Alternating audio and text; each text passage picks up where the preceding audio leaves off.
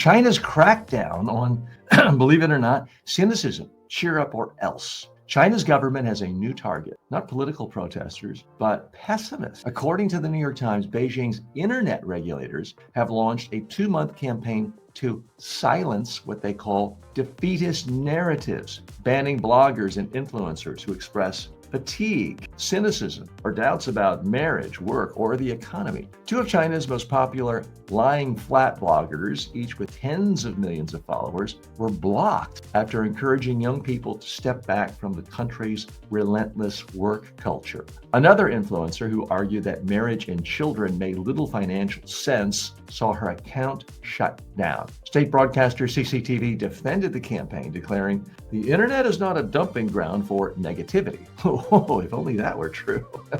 Experts say the crackdown reflects fear that disillusionment could become dissent. David Bandersky of the China Media Project says, quote, "The leadership worries that such sentiment might be infectious. In modern China, it seems even unhappiness can be a crime."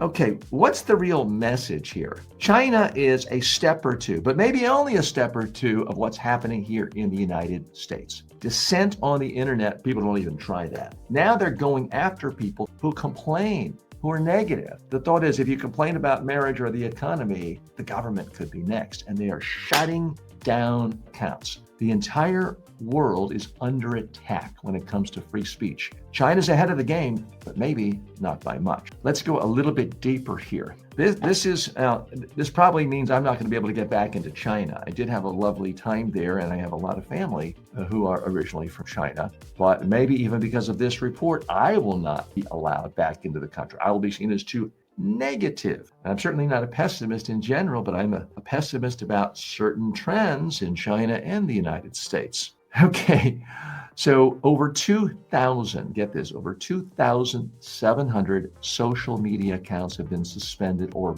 banned in China. Not because they criticized the government, not because they said, wow, this authoritarianism is awful, this authoritarian regime is awful, we need to get rid of the government and have democracy. No, they didn't dare say that. They know that's a good way to get disappeared. These are people who apparently just were complaining about stuff. Wow, the economy's not very great. Wow, I sure have to work hard, long hours, and I'm never going to have a house. That alone is enough to get you banned. And this doesn't happen without a close relationship between the government and big tech companies. And there was a time when those of us in the United States said, ha ha ha, shame on those authoritarian regimes like China. Isn't that awful the way the government controls their big tech companies? That would never happen to us. Oops. You could maybe make that case a few years ago. Not anymore, as we've seen again and again and again. Mark Zuckerberg, the CEOs of Google, X, all of them get down on bended knee and say to this admin, anything you want. You don't want us to fact check?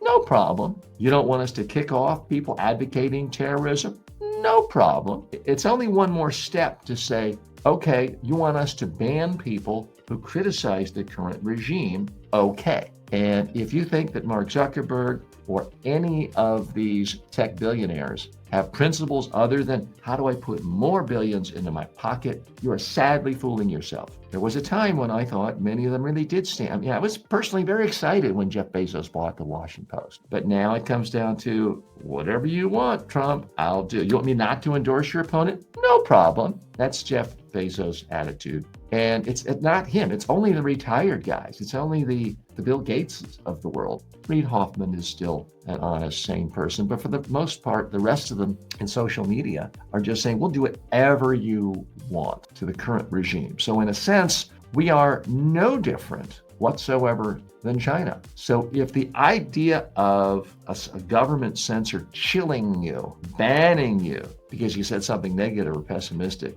if that bothers you about what's happening in China, guess what? It might be coming here to the United States as well. There is perhaps time to change it, but not much.